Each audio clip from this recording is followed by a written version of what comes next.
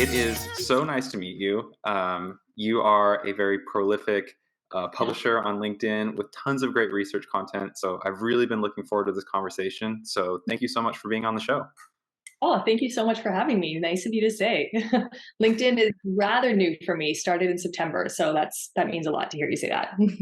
Oh, you could have fooled me.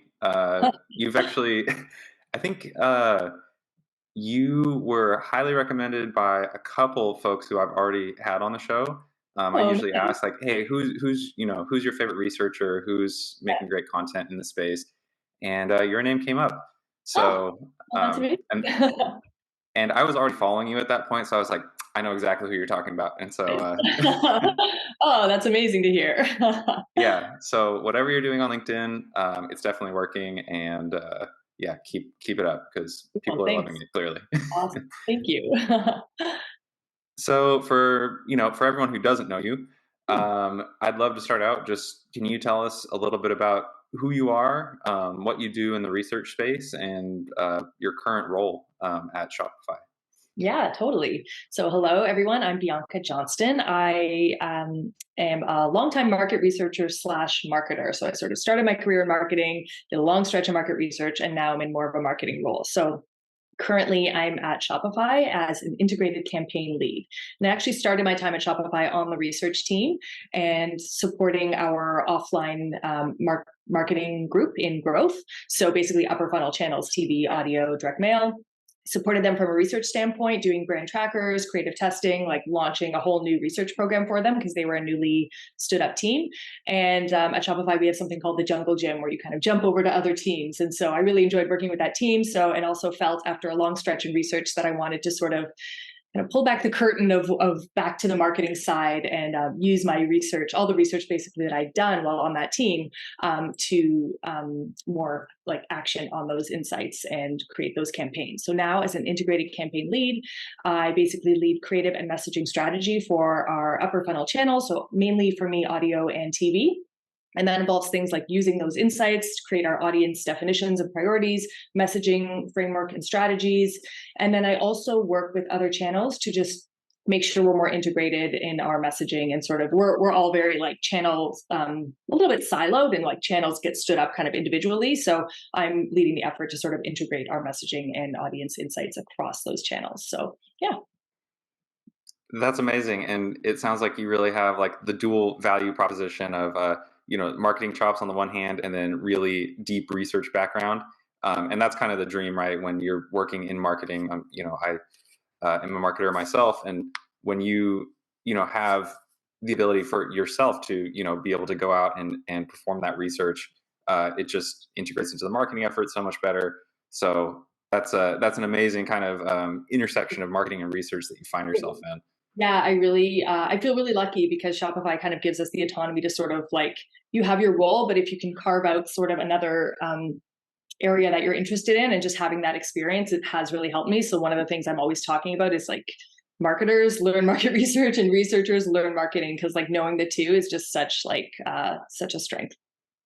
Yeah, and I actually have a question here about advice you have for marketers who are doing their own research. So maybe we can get to that um, in a second. So uh, I wanted to kind of start out just touching on research methodology. So can you tell us maybe let's just start with what kind of research you're doing at Shopify, what that actually looks like at kind of a tactical level, Yeah. and then maybe we can talk a little bit more about best practices and things like that. Yeah, in terms of doing my own primary research now, most of what I do is kind of take the research that the now research team that I've left does and action that into messaging and creative strategy. But the one piece I took with me, because I was not going to not do any research, is creative testing. So I work a lot very closely with creating ads, especially in upper funnel channels where we don't get that immediate like kind of reaction on how things are performing like you would in a digital channel. So I basically stood up a whole creative testing program at Shopify to basically pre-test our ads, test our messaging, test our copy, all that stuff, and then pre-launch, make sure we're optimizing our ads for the best possible performance. In terms of my favorite methodology, I am a quant girl. I like surveys are my jam, and but but yeah, so I spent most of my career in quant, but always value like mixed methods. And so I have a little bit of experience in qual. I've definitely less on the moderating side, but more on the like leading qual projects and but hiring someone to do the actual focus groups or interviews. But really, in terms of like my philosophy towards research, it's all about mixed methods. So while my experience is more in quant, it's all about getting those disparate kind of methodologies in the mix, and that's what really creates amazing, rich insights. Yeah, and that really echoes what I hear from basically all the experts in the space is that there's not one methodology to rule them all. It's really a matter of synthesizing and really bringing the right tools to the job, right? Exactly. Um, Exactly. and so that actually brings up a question that I had based on reading some of your content, which was, um, well, I guess to start, shortcomings in research methodology generally. So obviously, there's no one right way to do things, like we're talking about, but there are definitely some pitfalls and ways not to do things, right? And so, given your experience and given the methods that you're most familiar with, can you maybe talk me through kind of what you see as maybe some shortcomings of research teams generally, or maybe even a story of when, for you personally, like, oh, this things really didn't pan out the way you had expected. Yeah. So trying to think which story, because everybody has their research horror stories. I think sure, like you're talking about research teams specifically, or kind of because I know we're going to talk a little bit about like non-researchers doing research as well. So you're talking about kind of like in the industry broadly, or Yeah, I mean that would be. I think that'd be a kind of cool thread to pull on, which is, for the folks who are kind of steeped in the space. I'm sure that there are different ways, different shortcomings of maybe particular methods. Like I actually think you had a post about some of the shortcomings of NPS, um, oh, and so so that was kind of the path I was going down, which is yeah, for the folks who are really familiar with say these methods and metrics, yeah. sometimes they can be misapplied. Sometimes it can be the wrong tool for the job. And so if you have any insight into that, I'd love to hear about it. Yeah, totally. For those of us who are really steeped in it, I think that there is a perhaps tendency to kind of, well, this has always worked, right? And this is what our clients are used to. And I think we need to, especially when we're in the world of brand trackers and studies that have to stay, well, we need to keep it the same because we need to keep, measure wave to wave. Yes, but we need to balance that with, is this actionable, and actually questioning these metrics, and are these giving us what we need? And so I like to do kind of like a little audit of questions. Just it's easy to grab from your question bank and be like, well, we always ask this way, and we always do this way. I always love to go back and be like, is this really serving the business? Is this really the most actionable way? There are books like I don't know if you follow the Ehrenberg Bass Institute. How brands grow and building better brand metrics and all that, Jenny Romaniuk, really like amazing studies into better metrics that we could be using. So I just think staying on top of that and making sure that we're always questioning, just because we've always done it one way doesn't mean you have to keep doing it. And a perfect example of that is NPS. It's sort of had like caught like wildfire. It was touted as the one metric everyone needs, and people loved it for its simplicity. And I think, great. Great that it was simple, but now like everyone and their uncle is using it for every like multiple parts of their business. Every like customer service gets an NPS, and then the brand overall gets an NPS. And then what is the truth then? And yeah, I just have lots to say about that particular metric. But yeah, that's an example sort of all this. Right. And yeah, it's a kind of sounds like a case of, it caught like wildfire. And then even for folks who are, really experienced in the space, it became kind of the one metric to rule them all. And Exactly. I just did a podcast with another guest, runs his own research shop, and he pointed out, I think very astutely, that once something becomes a metric, it can also become gamed, right? And so all of a sudden, kind of to your point, you start optimizing for the metric instead of the business outcome, or the thing upstream that you're actually trying to affect. And so I don't know if you want to say anything more about NPS. I'm sure we'd all love to hear it if you do have any more hot takes on that. Yeah, totally. And I love that comment that other guest made. Like it's absolutely true. It has been gained, and I think the more, like I said, people touted it for its simplicity. The more simple something is, the less actionable it actually can become. So a couple of my problems with it are, number one, it's a forward-facing question, and we know that humans are, we're horrible at predicting our future behavior. So when you ask somebody, would you recommend, the chances that that's going to be accurate with their actual future behavior are quite low. The other thing is, I think it's actually inherently a quite unclear question. Like, what does you recommending mean? Does it mean that it met your one need that time? Does it mean you're satisfied with the brand? Does it mean you are going to be loyal to the brand? Or does it mean advocacy? Like, there are all these different levels that it really does not distill. So the way I would fix that is, number one, if you want to understand that loyalty, ask it backwards. Did you recommend? And if so, to whom? And what did you say? Like, we're better at saying what we did rather than what we're going to do. There's also that sort of social desirability. Sometimes you're in a survey and you want to be nice. Okay, yeah, I guess I would, but like, will you actually? Probably not. The other way is just to, yeah, really get down to what you're trying to ask. So if you want to understand satisfaction, ask satisfaction. We've done studies and know that it's generally correlated with NPS anyway. So get at the actual metric you want to ask.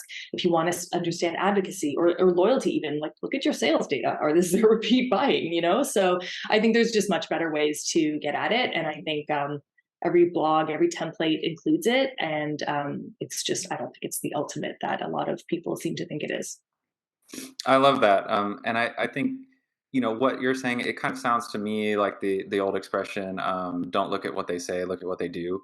Hmm. Um, and I think it's really smart to look at some of these metrics that are kind of like the quote unquote gold standard, and actually question them a little bit and say, well, when you ask for NPS, what is the thing you're actually trying to get at, right? Yeah. Um, Yeah. because I think I love what you're kind of drawing out here, which is we actually aren't as interested, like, would you do this hypothetically?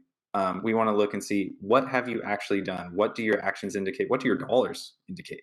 Right. Exactly. Yeah. Uh, uh, And like, I and like I, to ask people when they push for it, like, if this dropped, you know, 10 points in a wave, like, what would you do? I don't know. Like, what would you do? I guess you'd start digging, but like, it's not really actionable. You wouldn't really know why. And the other thing is, it's a calculated metric. Like, it has this sort of, like, if you're up here, you're a promoter, or a neutral, or a passive, and that just, especially with, like, I've had instances at other companies where it completely went wonky wave to wave, and we could not figure out why. And so I think it being just a calculated metric on its own, what does an NPS of 30 mean? Like, it doesn't really mean anything. Whereas a satisfaction metric of 75%, that's 3/4 of your audience there. So yeah, I think the calculated metric also adds some complexity, and I've seen it go completely, like, set alarm bells go crazy, and everyone was like, what's happening with NPS? And we're like, we can't tell, because it's just, yeah, it happens. yeah. Um, so kind of moving forward from there, talking about kind of questioning some of the gold standard metrics.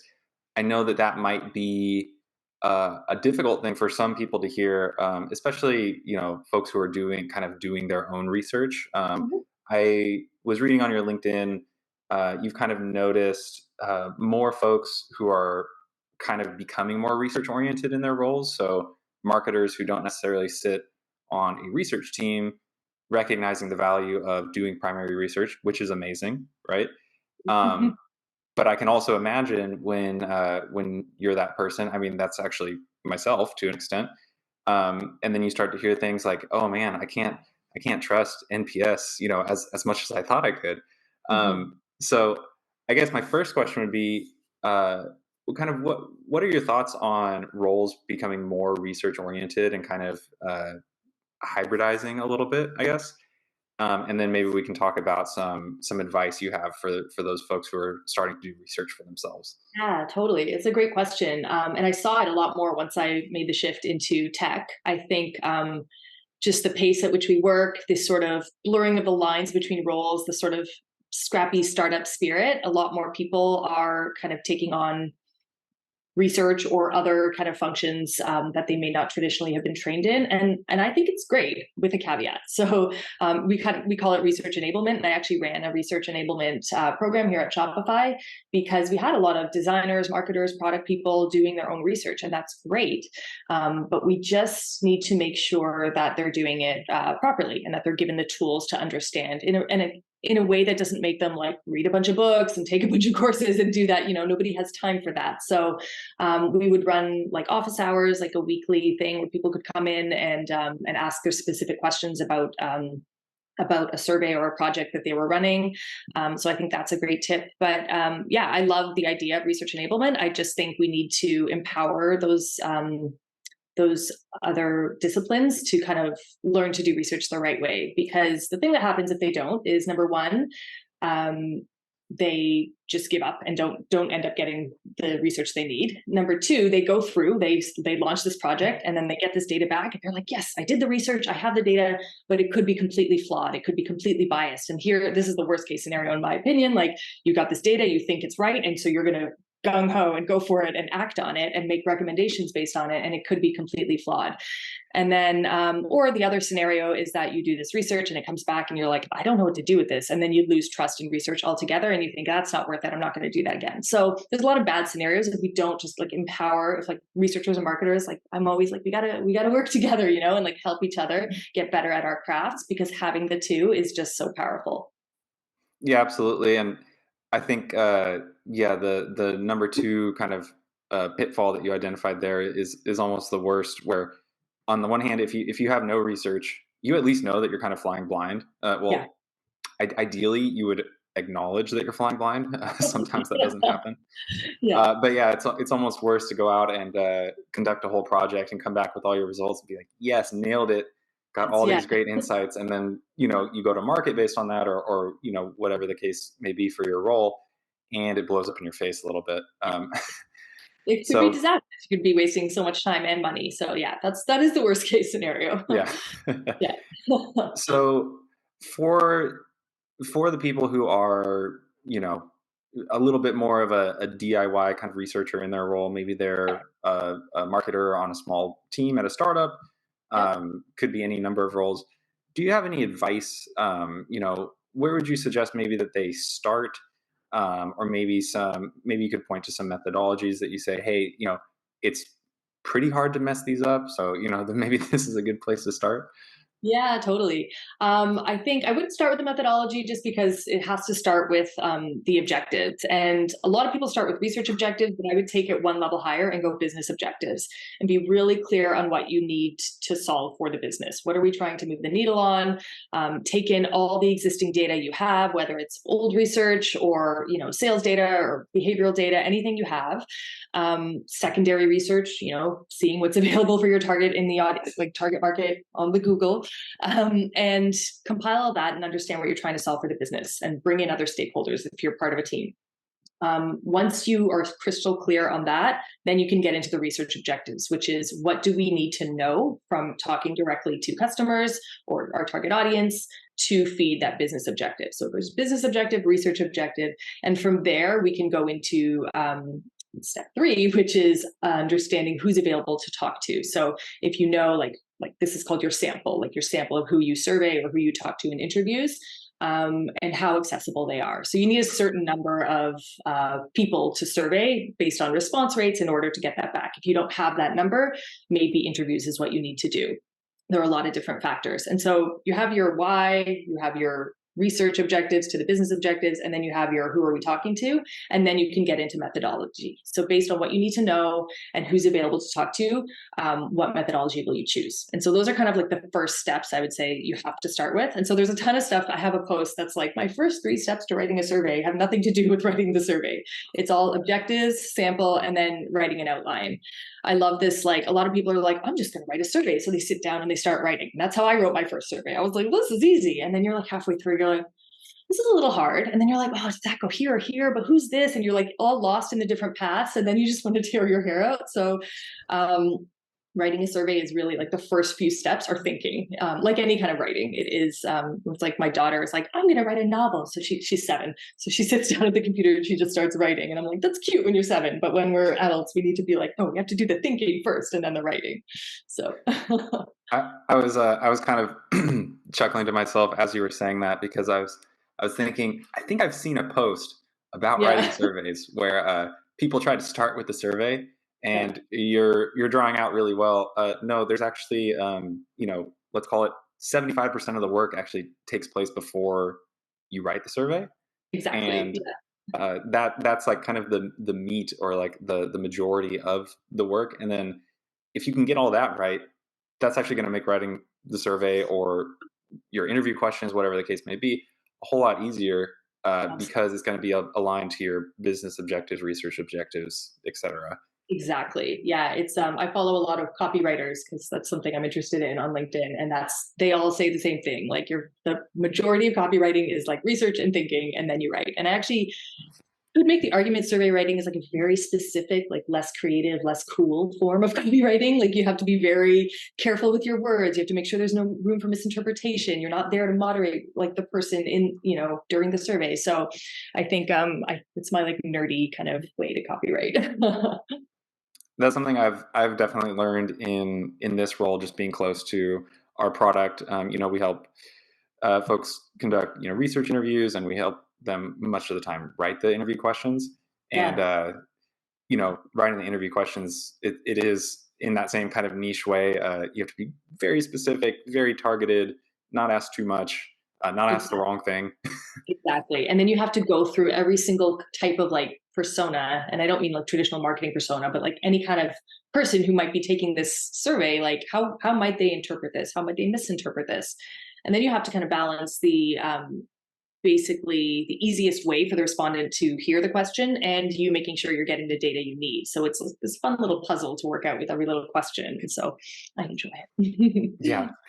it. Um, so I'd love to hear uh, basically about how you think about supporting marketing teams. We talked about kind of your role, which is it kind of sounds like you're almost like the glue that's holding together like A the little bit. the marketing and the research. I've seen some really excellent content from you, of course, on LinkedIn, about research teams having kind of almost like a publishing cadence, where they're putting out like research reports pretty frequently, so that the rest of the organization can make use of those insights on a more rapid basis. Um, Totally. I'd love to hear kind of from your perspective what researchers and research teams can be doing to make sure that the insights that they're producing are actually leveraged by the rest of the organization, and they don't just sit in like some folder somewhere gathering dust, and all that work doesn't actually manifest in the rest of the organization. Totally. Because I think, I've seen and been on a lot of research teams, and I know that there's a tendency to kind of be like, are we valued? Are we, do people care? And so I think, and a lot of researchers I've worked with, they like fit a type, and I fall into this, like fit a type of personality where we're like, we love like getting into the data and like we're so interested and we're so curious. But we don't always like to be front and center stage, which is something like I've worked on throughout my career to kind of build up. Like we have a bit of a PR problem sometimes, some of us. So we need to be a little bit more vocal about our research. And this isn't everyone, but this is like I've seen this on a few teams. So yeah, it's all about, I think the nice thing about the regular cadence is that some big projects have a long timeline. And so it's like waiting. And like, meanwhile, being on marketing now, I know, especially in tech, like it's happening and we got to move forward whether or not we have the insights. So basically, rather than an 80-page report, maybe you take, which I never recommend, but it happens, right? You split that into themes and you're like, okay, I'm going to analyze everything on this theme and I'm going to create like a quick, like 10-page TLDR or like a quick, 15-page deck or like a quick video. And so here's where it comes about like the outputs. So there's kind of two things I'm getting at. Number one is like you do this big study and you release mini reports along the way. So not everyone's waiting until the last date to get the huge mega report, which is honestly a lot to take in at once. And then the other thing is you take the existing research that you have and maybe people have already seen, but you repurpose it and give it more runway. So some ways to do that are just resurface stuff that people have seen before, but in a different format, like videos, sharing some of the video and audio clips if interviews were part of the project. Yeah, like podcasts even. There's tons of different ways to kind of keep that going. And you're almost becoming like a little, this is funny, like as I became a LinkedIn sort of content creator, I was like, this is very similar to what we as researchers need to do. And so much of it is like, we love the behind the scenes work, but we need to get out there and promote our work, because whenever somebody releases research, everyone's like, oh my gosh, this is great. I needed these insights. This is amazing. So let's just like reduce the time between those moments of sharing those insights. And that, as you were talking, that was exactly what came to mind, which is you're basically becoming sort of an internal content creator Yeah. for your organization, Yep. to help promote those insights and make sure that teams kind of across the organization are actually able to make use of them. And Totally. it's kind of funny, but from a marketing perspective, this makes perfect sense, which is you can't expect to just create the content once, go put it in front of somebody and be like, that will definitely get consumed. They will get everything they need out of this, even though it is part of their job in this case, right? Yeah, When totally. we're doing marketing online, it's no one's job to read your content or click on your ad. It's you have to do your job in order to effectuate that outcome. Yeah. But when you're inside an organization, you think, oh, I did all this work, and so surely this is going to get consumed. And the answer is maybe sometimes no. And so I love how you're kind of illustrating the fact that, yeah, this needs to be packaged in different ways. You need to resurface it frequently. It sounds very much like content repurposing, um, Exactly. for Yeah, for yeah, LinkedIn totally. or something like that. Yeah, and sometimes you're just going to hit them at another moment or when they have more time, and then it's gonna be so much better for everyone. So yeah, I think that's a great takeaway for folks in the research space broadly. I hope they kind of take that to heart, because you want to see all your hard work, you know, really come to fruition and be integrated across the organization. And so maybe exactly. that's the kind of the game you have to play sometimes. To It really is. And then you kind of become more trusted. People will seek you out more as, an advisor to the business rather than just like, I only go there when I have a research question. You can kind of become more of an advisory role, which is exciting. It is, and it's well deserved. I mean, you as the researcher are so close to the customer. You should be the go-to resource, not just for esoteric questions about customers, but people who need leadership when it comes to achieving business objectives. Yeah, and making decisions. Absolutely. Should Yeah. have a Uh, POV. so on the topic of pace, and I wanted to ask you about how you're kind of using technology, specifically AI, if you're using it at all in your research efforts.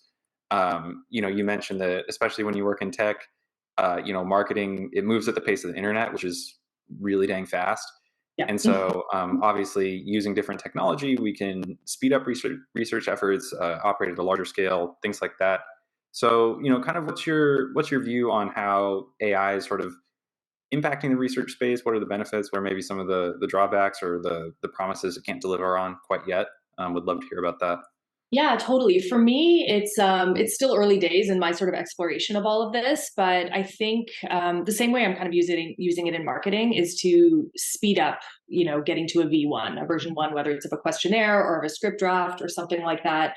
It is helping with that ideation and sort of rather than thinking, okay, what should be in this list, and like you can just like chat GPT that and start with something to work with and edit rather than just like doing all that thinking. I never, ever, ever would recommend though, just like write me a whole survey and like just running with that. Obviously, we need our brains on this, but it's a really great tool to help you get to that V1 faster and help ideate and brainstorm.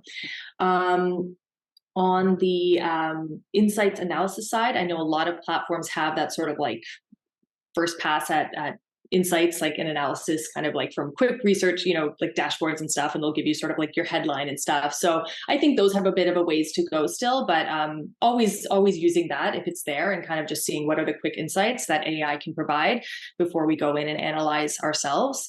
And then I haven't done this yet, but my dream is, and this kind of speaks to what we were saying before about making insights more accessible, is an AI empowered research repository, basically.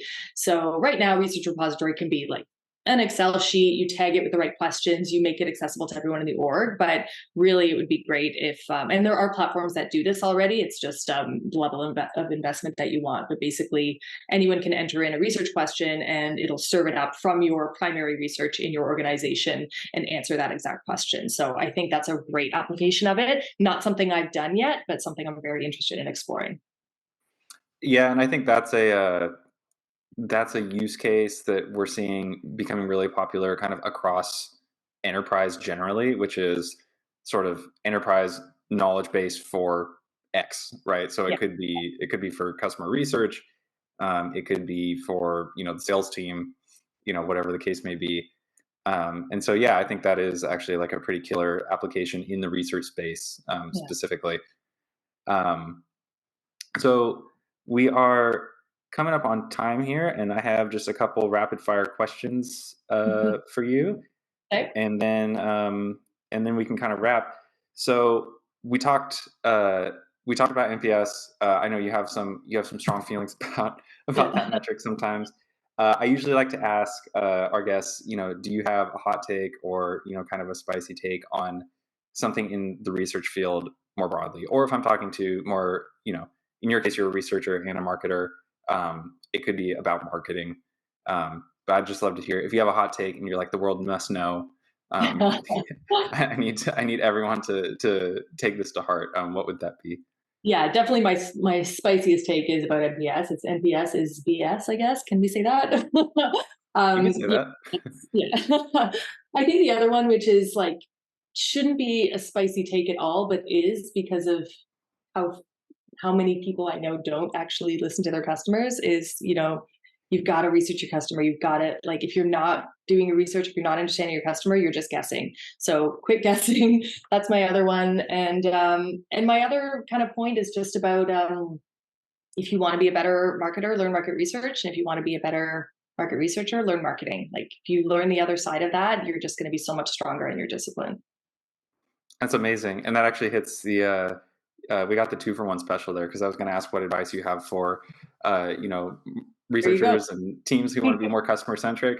Learn the other discipline, right? And Totally. I think that's so valuable as someone who's kind of in the business of helping teams talk to customers. The Mhm. difference is just night and day. Once you can actually make it happen where you're going and getting those direct insights from the people who are using your product, or you hope to use your product, um, it's the difference between kind of like a finger in the wind and being like, I think this is right, versus having like a really detailed map of how to get to where you want to go. It's so true. It's such a huge unlock, and it makes everything more efficient, because then every brief you're not sitting down being like, oh, what do I write for this? Like, you have your one pager on your audience, you have your messaging framework. It just creates this foundation that is, and then you revisit that periodically. It's not truth forever, but it is really, really helpful. And it just, yeah, it's a huge unlock. Yeah.